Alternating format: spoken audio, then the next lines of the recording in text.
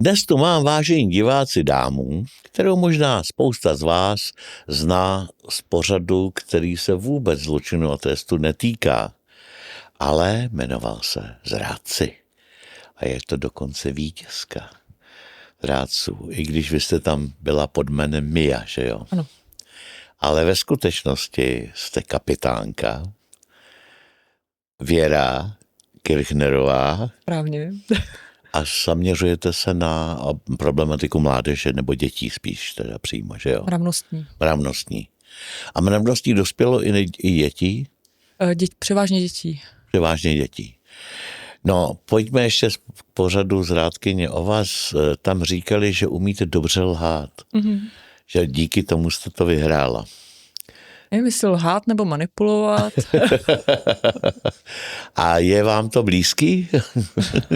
Neříkám, že je mi to úplně blízký, ale nebudu lhát zase, že to neumím, jo. Ale jo. Používala jsem to ve Zrádcích.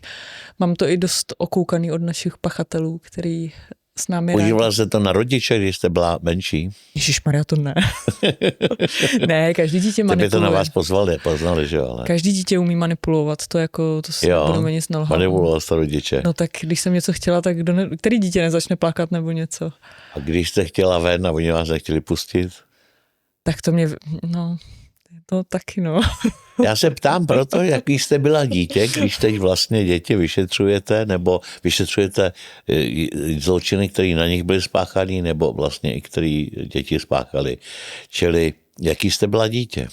Já jsem poslouchala, moje mamka je hodně přísná, já jsem poslouchala, takže u nás to bylo takový, že když jsem se mamky na něco zeptala, jestli někam můžu nebo něco, tak to mělo vždycky nějaké podmínky a pokud ty podmínky byly splněny, tak ano, můžeš příště znova. Zná přijít do 10, jinak přesně to bude špatně.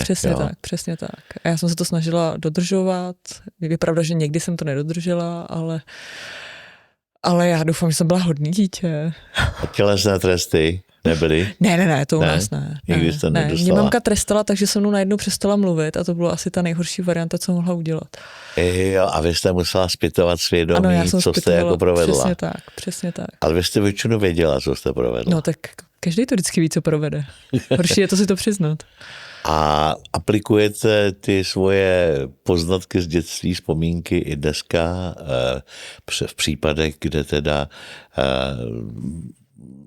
který se dětí týkají a jsou mravnostní, když je vyslýcháte nebo tak zpovídáte? Jako určitě si vybavím na to, jak jsem se jako dítě chovala já, v jaký té fázi toho dětství nebo té prepuberty, puberty, tak vždycky si jako na to zazpomínám, protože jako už je to nějakou dobu, nebudem se nic nalhávat, ale nepřijde mi to zase tak dlouho, abych si to nemohla vybavit. A jo, vždycky si to tak jako vybavím, jestli jsem to vlastně i takhle já jako prožívala, to, co prožívají ty děti teďkon, i když ta doba je teďkon trošku jako jiná. Neříkám lepší nebo horší, ale je prostě jiná. A jak jste to měla s klukama jako dítě? Já jsem se vždycky jako spíš víc kámošila s těma klukama. Já tím, že mám jako spoustu bratránků a bráchů, tak jsem jako byla v tom klučičím prostředí, mi bylo tak jako líp. Proto se zase ptám na ty vztahy, že? Jak jste to měla mravnostně teda jako v tomhletom slova smyslu. Já mám o 7 let staršího bratra a ten mě opravdu velmi hlídal. Jako. Ten vás hlídal a chodil s váma i na diskotéky a takovéhle věci. Chodil. On nechodil se mnou, on se vždycky někde jako v pozadí objevil a tím, že má přes 2 metry, tak se vždycky jenom objevila ta hlava někde a já jsem viděla, že jako je zle. Jo. A máte teď nějakýho strážce takovýho dvoumetrovýho? Jo, tak já mám dlouhodobýho partnera a doteďka mě brácha chrání, takže dělá to furt. No tak pojďme spíš teda k té problematice zločinu a trestu. Jsou činy, který jste vyloženě si říkala, že ten pachatel nebyl potrestaný teda podle toho, čeho se dopustil? Určitě. Jo. Já jako občas na to koukám, občas si říkám, jestli ta hranice nebo ta trestní sazba je dostatečná. Samozřejmě je to nějakým způsobem nastavený, ta škála tam je prostě nějakým způsobem nastavená, ale mrzí mě, když potom máme znásilnění dítě a ten pachatel odejde s podmínkou, tak jako to mě jako trápí hodně, no. No v poslední době vzbudilo obrovský samozřejmě nevole, že jo. Zvlášť, když soudkyně si pamatuju, že to odůvodňovala tím, že on musí živit rodinu. Přitom asi 7 let zneužíval já nevím, třeba dcera nebo vnučka nebo koho, ale změnilo se něco v chápání, teď kolem toho byly snad demonstrace dokonce, změnilo se něco v chápání soudců, nebo mají tam ten prostor k tomu, aby uložili ten opravdu těžší trest, nepodmíněný? No tak samozřejmě prostor tam mají vždycky, že jo? Ale záleží na tom jejich uvážení, na těch důkazních prostředcích, který dáme. My se vždycky do toho snažíme dát úplně maximum. I co se týká v rámci státního zastupitelství, tak že co se dá, tak tam doplňujeme, doděláváme, co tam je zapotřebí, uděláme, ale pak to dojde k tomu soudu. Neříkám samozřejmě, že jsou takový všichni, jo? To bych lhala. Ale občas jako na to koukáme a jestli se to chápání změnilo, to já nemůžu říct. Já s těma soudcema jako v kontaktu nejsem. Ne, ale jestli už začali ukládat těžší tresty, třeba po tomhletom případu, jestli. Já nevím, mně to přijde furt stejný. Mně to přijde prostě, že to není furt dostatečný tomu, co vlastně ty lidi udělali ve skutečnosti. Jo, někdo si řekne, jo, to dítě prostě jako jak se z toho dostane, je živý, je zdravý, teď už mu nic nehrozí, ale už nikomu jako nedochází, že to dítě ho to poznamená na celý zbytek toho života až do toho dospělého. A já si vždycky říkám, že mi to přijde jako až směšný, i když ten pachatel dostane prostě, já nevím, těch 10 let, tak za 10 let je venku a jako všechno je jako v pohodě, ale to dítě to prostě je poznamenaný na celý ten život, na celý ten zbytek. Říká se, že týraný dítě pak samotýrá, když má děti. Je to pravda nebo ne? Já si nemyslím, že se to dá takhle jako lehko zaškatulkovat. Jako samozřejmě, jestli tam má nějaký predispozice k tomu, to je to samé, jako když řeknete o dítěti, který vidí, že otec bije matku, takže to bude ve finále taky dělat těm ženám, jo? Takže má sklony k tomu, jako dítě samozřejmě. Alkoholiku mají sklony k tomu stát se alkoholikem. Přesně třeba, tak, větší, přesně tak. No. A tak to zase máte, to samé je, buď to dítě pije, začne pít, stane se z něj alkoholik, anebo ten alkohol nenávidí. Nebo nepije vůbec. Jo? Já tohleto škatulkování moc nemám ráda. Samozřejmě ta dispozice k tomu tam nějaká je, ale neříkám, že to musí být jako pravidlo. To určitě ne. Mě to právě překvapilo, když jsem to četl, protože myslel jsem, že týraný dítě je submisivní, zakřiknutý, že má spíš tendence stávat se obětí. Jako. Ale že najednou vlastně z něj vyroste rodič, jsem mockrát slyšel, který naopak svý děti týrá, že jo. Jestli mi to jako chce vracet, nebo setkala jste se s takovýhlema případama? Já jsem se tady s tím setkala jednou zatím, protože ta praxe, co se týká mravnostní kriminality, není u mě tak dlouhá, jsem tam 3 roky, ale teď, když ještě se vrátím tady na to, tak vy máte nějaký vzorce, který máte převzatý z té výchovy od svý rodiny a aniž byste si to jako uvědomoval, tak tím, že ty vzorce máte, tak je máte nějak zažitý a praktikujete i potom to do své rodiny. A teď záleží i na tom partnerovi, který ho máte, jestli vám ukáže, že on to v té rodině měl jinak a že dokáže fungovat jiným způsobem, tak si myslím, že tam je ta varianta toho, že když s tím chcete pracovat a dokážete se nad tím nějak zamýšlet, že si řeknete, tady jsem si vědom toho, že tady to v mojí rodině nebylo prostě úplně dobře, tak to přece nebudu opakovat. Ale musíte s tím pracovat, musíte ten problém umět pojmenovat a následně s tím něco dělat, aby se to nedělo, aby se to neopakovalo. A co je častější, že potkáte lidi partnera, který je takzvaně přiveden na správnou cestu, nebo že podlehnou tomu traumatu z té rodiny předchozí? To je strašně těžká otázka. A nebo se to neprojeví vůbec a je to čistý nový případ, kde se nad tímhletím ani není potřeba se zamýšlet. To je tak hrozně těžká otázka, protože ten celý život vás formuje i co se týká lidí, s kterými se přátelíte, ty vztahy, který prožijete, který vás nějakým způsobem formulují, už ty lidi, který potkáte během toho života, že je hrozně těžký říct, jestli si vyhledáte takovýhleho nebo makovýho partnera. Samozřejmě v rámci třeba domácího násilí, tak se děje hodně často, že ženy si opakují, že furt si nacházejí ty samý typy partnerů, takže vlastně jsou neustále obětmi toho domácího násilí. Jo. Že tam vlastně nedochází k té změně toho, že jo, teď si najdu prostě tady hodnýho chlapa a stejně ve finále to je někdo, kdo je bude tlouct. Takže... Čím to je? Já nevím. Já opravdu nevím, já nad tím sama jako hloubavě přemýšlím. Podvědomně nebo i oni ji přitahují podvědomně? Já jsem o tom tenkrát četla nějakou studii, už je to teda delší doba, a že my jako ženy si v tom podvědomí prostě furt vyhledáváme toho otce, což jako je veřejně známá věc a že když tam je ten otec, který vlastně tady to dělal té matce a to je opakování těch vzorců, že tam prostě nějaký tady to násilí bylo, takže my si stejně budeme hledat toho samého otce, nebo toho samého muže a že to jako tu ženu má vnitřně uspokojit. Jo? Já s tím úplně jako vnitřně nesouhlasím, protože mi to přijde, že přece nechci, když se mi něco v tom dětství, mládí, dospívání nelíbilo, tak přece si sakra nebudu hledat ten spouštěč toho, co se mi nelíbilo. V případě teda tady tím nějaký otec, který byl třeba násilný, nebo já nevím, byl alkoholik, nebo užíval nějaký narkotika. Ale jako spousta lidí k tomu jako sklouzává tady k tomu. No. A sklouzává k tomu opakování vzorců teda. Já si myslím, že to tak je, že to je v rámci toho, co máme naučený. A ty chlapi taky teda, jako když už, tak si hledají ženský, který jsou submisivní, který můžou týrat a tak dál, myslíte? Myslím si, že jo. I jako další partnerky. No, není to tak vždycky samozřejmě, ano. ale přijde mi, že se to hrozně často opakuje. Když srovnáte, tak vy děláte mravnostní, čili jaký procento té vaší činnosti jsou mravnostní činy dospělých a jaký procento dětí? Dá se to nějak proporčně určit? Jo, tak tohle to se přiznám, že nejsem schopna vůbec s tím, že my řešíme... Četnost těch případů, že jo, kterýma se dostáváte. Víc řešíte děti nebo víc řešíte My řešíme dospělí? určitě tak 90% řešíme ty děti. Pokud řešíme dospělý osoby, ať už je to žena nebo muž, tak to je v případě, že tam je buď posttraumatická stresová porucha, nebo tam je zranění, že je tam ta vyšší míra toho, co se stalo, že teď nevím, jak bych to správně popsala, ale že to vlastně spadá do toho vyššího odstavce. Tak to řešíme my. Ale jinak čistě máme ty děti.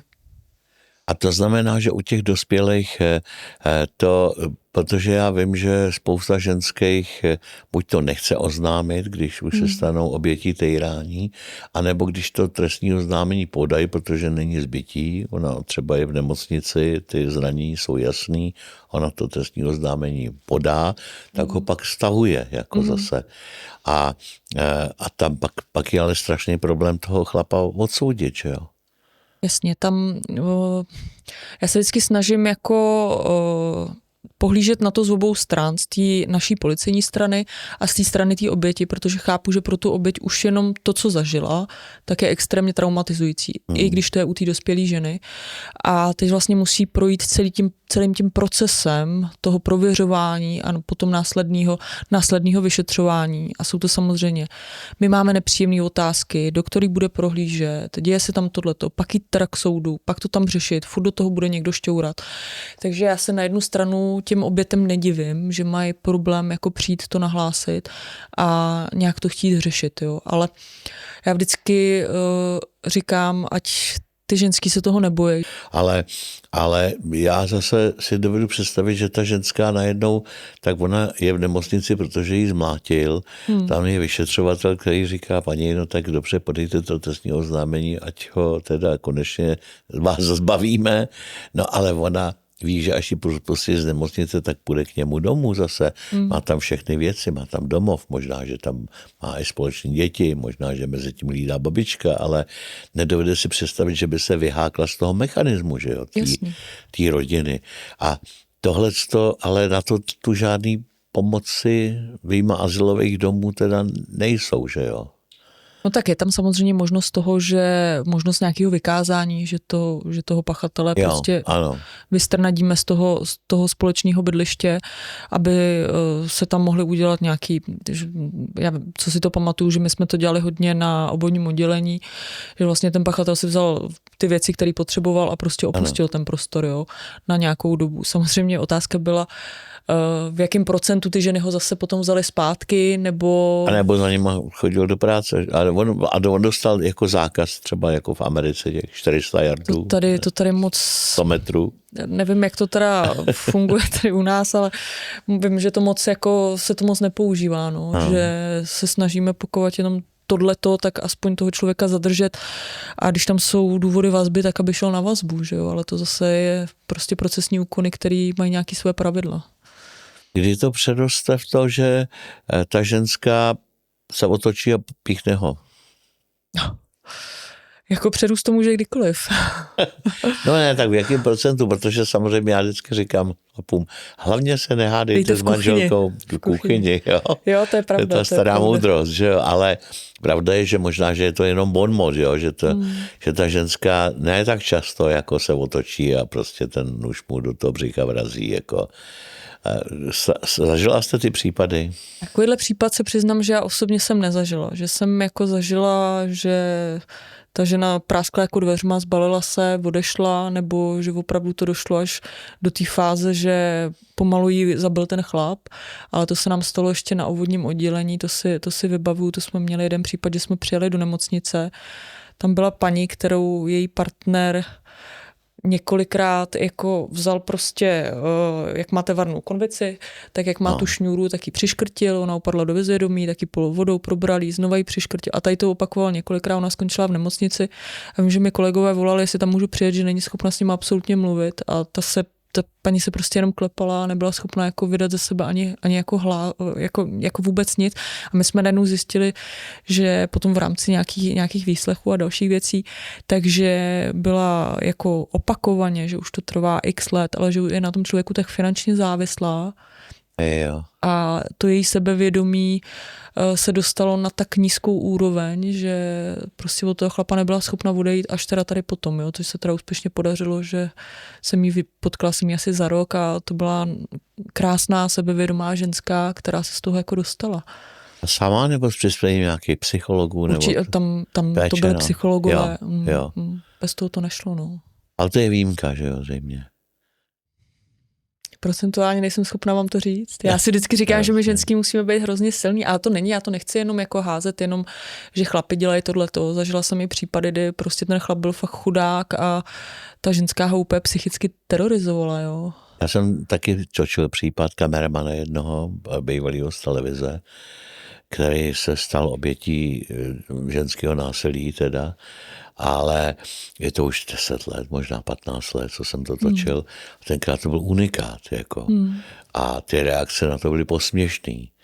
Jo, my jsme mimochodem svýho času, když jsem byl na Primě, tak jsme měli pořad, kde jsme mezi reportážemi měli vždycky ještě inscenaci takzvanou. To znamená, že jsme testovali českou populaci, jestli v určitých situacích, jak se zachová. A měli jsme tam, jeden z těch pokusů byl, že chlap na ulici nadává ženský, pak jí mlátí, dokonce ona na zemí kope a teď jsme čekali, jestli ty kolem jdoucí zasáhnou nebo nezasáhnou. Většinou zasáhli, jo. Pak jsme to otočili. Nezasáhl nikdo, kolem chodili ženský a usmívali, ženský i chlapi a tak si jako usmívali. No, ten si to asi zaslouží, ona mu dává, jo. A přitom to je stejně nebezpečný jako obráceně, že jo. Bezpečný to je, ale je to zase takový to stigma toho, že ty chlapi se jako za to stydějí, jo? Že oni je jako to silnější pohlaví, že si nechají tady to vlastně líbit, ale už nikdo nevidí to pozadí toho, co se vlastně děje. A v tomto případě, když jste to zažila, tak to můžete nějak specifikovat, jako do jaký míry to bylo násilí? Můžete to nějak popsat? Tam to bylo hlavně jako psychický násilí. Ta žena vím, že ho jako i mlátila, ale to byl chlap, který prostě byl vysoký, svalnatý. A on prostě to bral tak, jak to je. On chodil furt do práce, vydělával peníze, manželka jako ta doma byla s dětma, takže jako pohoda. A ona si tím asi řešila nějakou svou frustraci toho, že on jako je někdo a ona v uvozovkách není nic. Ona to brala tak, jako že ona je jenom ta matka, jo. Což pro ní bylo nepřekousnutelný. No a ten chlap to jako vzdal, na něm šlo vidět, jak jako upadal postupně, že jsem si říkám, no tak to je pěkný. A ten přišel teda jako pak úplně zničený už. A podařilo se tu ženskou jako z toho usvědčit a obžalovat? To se přiznám, že nevím. Že už jsem potom jako odešla, takže nevím, ale teda tam mu dávala jako solidně, no, že nám potom předkládal nám zprávy, předkládal nám i nahrávky, když už se teda potom rozhodl, že to bude řešit, že teda odhodí ten stud, ale jak to dopadlo, to se přiznám, že už nevím. Já bohužel v tom případu, na který jsem narazil, tak tam on se i zkoušel bránit, ale on to okamžitě využila proti němu, on jí třeba chytil za ruce, že? A ona měla modřiny. modřiny. Takže to šla hned oznámit, že jako on jí prostě dělá domácí násilí a ty modřiny opravdu měla, že jo. A to je ta výhoda slabšího, když se dělá ještě slabším, než ve skutečnosti je, že jo. A tak ono hodně ženských je tady v tom jako manipulativní a co si budeme nalhávat. Ženský to umí možná mnohem líp jak chlapy, no. Tak ona i ženská, když vraždí, že jo, tak kolikrát toho chlapa zneužije jako instrument vraždící, že jo. Ne, že by sama jako někoho umlátila z hlediska fyzické síly, ale toho chlapa tam pošle, aby to udělal. Konec konců manželé Stodolovy jsou toho zářným příkladem. Já jsem nikdy nechápal, kam až se ten chlap může nechat zahnat, jo. Všichni jsme, my chlapi, teda náchylní k tomu, aby nás ženy manipulovali, jo. Za A teda je to díky našemu chtíči a za B, ale je to i díky našemu pocitu viny, ke kterému inklinujeme. To znamená, ta žena velmi dobře, ty ženy velmi dobře umí pracovat s naším pocitem viny, jo. Ale aby to došlo až k těm vraždám, to si nedovedu představit, co se tam muselo stát v tom chlapovi, nebo jestli už byl tak prostě nastavený psychicky, nevím. A tak když si to vezmete třeba pana Stodolu, tak já když jsem koukala na nějaké jeho rozhovory, tak on je hodně jako pudovej, takže tam u něj si myslím, že nemusela jako až tak moc, že ten se snažil být před ní takovej mačo, že nebo aspoň co na mě působilo. Ona ho tak provokovala, že jo, to jsou ty provokace, ty si k něčemu, ty bys to nedokázal a bum, že jo, jako. No. A pak chlap zvedne náklaďák a odnese ho někam. Tak.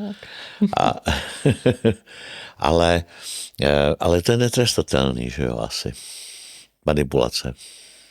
No, ono záleží, do jaký míry si to necháte líbit, no. Ono, jako trestat se to samozřejmě nedá, já si vždycky říkám, když to vidím, tak co jsou schopní některý lidi jako vydržet, jak jsou schopní se sebou nechat zacházet, Ano. ale pak když si to vezmu takovou celou tu linku toho, jak to začíná, jaký je ten průběh, jaký jsou ty začátky, tak vlastně to namotávání si toho druhýho je tak hrozně nenápadný. A když si vezmete v nějakém tom období té zamilovanosti, kde máte ty růžový brejle, tak jsem opravdu jako zažila, že ten chlap tu ženskou si dokázal tak neskutečně namotat, že inteligentní, prostě vysokoškolačka, hrozně hezká paní, tak úplně zblbla, úplně jako on si ji opravdu tak jako namotal a udělal z ní vlastně úplně jinýho člověka. Jo. To byla veselá holka, která tamhle si zašla sednout s holkama na víno a ve finále nechodila vůbec nikam a byla schovaná doma prostě v teplákách a schoulená, aby on se nenaštval, že někam šla. A on jí mlátil i? Ne, tam nebylo fyzický násilí. Ne. A jak se to teda k vám dostalo, když tam nebylo fyzický násilí? Tam potom došlo k znásilnění, takže tady tím se to k nám dostalo. On jí znásilnil, když jakože ona nechtěla. Jo. A to se dostáváme taky k zajímavému skutku, protože většina diváků nechápe, když je přece jeho manželka, taky nemůže znásilnit. Nebo jo? No. Já vždycky tady nad tím se musím úplně pousmát, když někdo jako řekne, ano, je to moje žena, takže já si s ní můžu dělat, co chci, je to majetek, to se můžeme vrátit tamhle zpátky do jeskyň a aby nás tam chlapi mlátili palicí po hlavě, jo. Prostě, když někdo řekne tomu druhému ne, tak je to prostě ne a nejde přes to vlak a můžu být v partnerském vztahu třeba 30 let, jako jo, na tom, to jako mi přijde, že na tom se absolutně nic nemění a to máte to samé, jako když jste pod vlivem alkoholu, že ta žena nevnímá, je úplně mimo, tak to taky neznamená, že dává souhlas, jo. Takže tady nějaký že když je to moje manželka, tak jako s tím fakt nesouhlasím. Říkala jsi tomu vždycky plnění manželských povinností, ano, plnění manželských povinností, ale to se zase vracíme za doby úplně někde jako... A to se vyžadovalo i od těch chlapů, aby plnili manželský povinnosti. A to musíš vydržet. A já vždycky, když jsem to někde slyšela, tak jsem si říkala, prosím. Čili ona nakonec, přestože byla takhle, jako ta žena, o které jsme se bavili, přestože byla takhle submisivní, že už pak jako byla jeho obětí, tak přesto v sobě našla jako dost síly, aby oznámila, že ji znásilnil. Jo. Opravdu? Jo. Že šla na policii? Ano. No ale zase to svědčí o tom, že někde tam to ty ženský mají, aby se k tomu vzepřeli, že jo? Tomu té tyranii teda. A to je přesně o tom, co kdo si nechá líbit a co je schopen kdo vydržet. No, ale zároveň to veřejnost posuzuje různě, že jo? Vezměme si třeba teď případ pana Ferryho, že jo? Jako, který je teď dodatečně obviněný z toho, že si sundal v průběhu dobrovolného styku kondom, že jo? A teď spousta lidí, já chodím do hospody, že jo, normálně. Tam to chlapi berou, no ale to přece není znásilnění, no tak dobře, ale ona s ním šla a dobrovolně. A teď jako, jak na tohle nahlídnout, jako tam není to znásilnění v tom smyslu, jak je odjakživa chápáno, že chlap násilím tu ženskou donutí k pohlavnímu styku, že jo. Tady ne, že jo. A najednou ten pohlavní styk se vyvine nějakým způsobem, se kterým ona třeba nesouhlasí. Ale je to pořád dobrovolný pohlavní styk. Je to teda znásilnění nebo ne? No pokud tam je něco, s čím ten druhý nesouhlasí, tak jako samozřejmě naším trestním řádem je to vnímáno jako znásilnění. Je to tam v zákoně. Takhle. No samozřejmě, že tam máte jasnou fázi toho, že dobře, i během toho styku, kdy ze začátku řeknete ano, chci to, ale v půlce ta žena řekne ne, nechci to, ale to může říct i ten muž. Jo, samozřejmě. Ten muž to řekne jednoduše, mu se to líbí prostě. Ale muž zvadne takzvaně. Přesně tak, no. Ale pokud to řekne ta žena, tak jako by v tom aktu nemělo prostě dál pokračovat. Jo. Tam samozřejmě my i posuzujeme to, jak se ten člověk brání, jestli dává najevo ten nesouhlas, jakým způsobem ho dává najevo. Tady to, na tohle to všechno se musíme jako zeptat, aby tam byla jasně daná ta nevůle toho, ale může existovat i to, že ten člověk jako zamrzne a není schopen ničeho, i to se děje. A to samé je i v posuzování, hodně často na to kladou i soudy důraz, že žena po znásilnění by se měla chovat jako taková ta typická oběť, která je zkroušená, je doma zalezlá, přesně pláče a už nikdy nechce žádného chlapa ani vidět. Ano, jsou tyto typy žen, ale jsou i typy žen, který se naopak chovají promiskuitně, aby prostě to ze sebe nějakým způsobem dostali. A není nikde napsaný, není nikde řešený, jak by se kdo měl cítit. A mně přijde hloupý a stupidní říct o někom, že se chová promiskuitně, takže to určitě chtěla, když se takhle chová. Co to je za hloupost tohleto, jo? My nemůžeme u někoho pohlídnout do toho, jak ten člověk to bude vnitřně vnímat, jak se s tím bude sám vypořádávat. A přijde mi to strašně jako... nemůžu najít to správné slovo, prostě hloupý tady nad tím takhle přemýšlet. A to vám řeknou psychologové, psychiatři, že ta posttraumatická stresová porucha může fungovat jakýmkoliv způsobem a nikdo neví, jak to ten člověk bude prožívat. Já vím, že u toho zamrznutí, to se mluvilo i o tom znásilnění na ulici, když žensko, kdo přepadne na koneční tramvaj, neznámej, a ona teď říkají, teď raději vždycky ty odborníci, jak se máte bránit, máte u sebe nosit sprej. Jo. Ona má třeba i ten sprej a není najednou schopná ho použít, že jo, jako vůbec. Tak. Ale zase na druhou stranu já mám někdy dneska pocit, že se čert vyhání ďáblem a že se to žene až k tomu, že by měli mít smlouvu, jako já mám autorskou smlouvu o 5 stránkách, kde by si popsali teda, že spolu půjdou do postele, co se tam smí dělat, co se tam nesmí dělat. Že to je jako dobrovolný, že jak říkáte v půlce, když se mi to nebude líbit, tak prostě se oblíkneš a půjdeš. Jako. A najednou mi to připadá, jako kdybych kupoval auto. Jo. A mizí z toho ten proces toho svádění. Mizí z toho to, co dělá samce a samici v celé přírodě přitažlivý, že jsou tam nějaký feromony, je tam nějaká, ten sameček chce imponovat, musí vyvíjet nějaký činnosti, které má tu svou samičku teda jako naláká, nakonec jí přiměje ke styku, ona ale ví, že on to dělá kvůli ní, čili ona to oceňuje a tohle všechno z toho mizí. Ty pohledy do očí, ta nejistota, dámy, nedámy, dojde to až daleko, nebo ne. A to je přece to krásný, proč jako ty mladí lidi dělají. A najednou je tady smlouva, já kupuju auto. No jako nám by to ulehčilo práci, co si budeme nalhávat, jo. Ale samozřejmě chápu, jak to myslíte, ale zase se vrátím k tomu, že fakt my děláme 90% s dětma, jo, takže u těch jako ty smlouvy, tam je to všechno pod 15. Tam to je úplně jinak. My jsme se teď dostali na ty dospělí, že jo, kde je to u těch dětí, každý řekne, jasně, zneužil dítě, je to strašný, jo. Ale tady to lidi chápou tak, či onak, jako jak se mají lidi, jak doba změnila chování v sexuálních vztazích vlastně, že jo. Já vím, že ten zákon se změnilo se koneckonců i to, že může dojít ke znásilnění mezi homosexuály, což se předtím tak nebralo, že jo, jako a léta homosexuálové se za to stydili, že vůbec jako v tom vztahu jsou, pak se už zmizelo to jako tabu, ale zároveň se vynořilo tohleto, že vlastně znásilnění mezi homosexuálami není znásilnění, že jo. Takže to je jako dobře, já to chápu a je to výborně, že se to změnilo. Teď máme ty osoby jako třetího pohlaví, čtvrtého pohlaví, jak tam to chápat?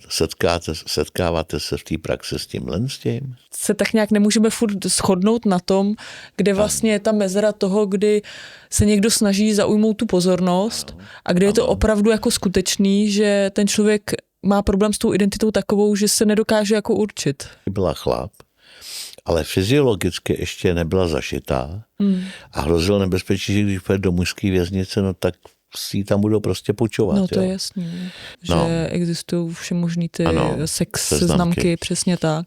A že si tam vlastně naklikáte a najdete si holku jako na sex na noc a vlastně ta holčina o tom většinou ani neví, že si někdo takhle, že a dopisuje si s ní ten pasák. A on, protože byl nezletilý, tak když je chytli, tak všechno vzal na sebe. Přijeli si pro ně z děcáků, on jim sedl do auta, nesměli ho spoutat. V nejbližší zatáčce, jak se rozjeli, vyskočil z toho auta za jízdy a zase jim zdrhnul. A my, když máme potom na vyhodnocování ten telefon těch dětí, tak zjistíme, že oni se dostávají na dark weby, vlastně ty skrytý weby, kde jsou návody na sebevraždy, návody na to, jak někoho zabít, jo, a teď jako spousta pro ně fascinujících věcí, který by vlastně ten dětský mozek vůbec neměl vidět, vůbec by ho neměl vnímat.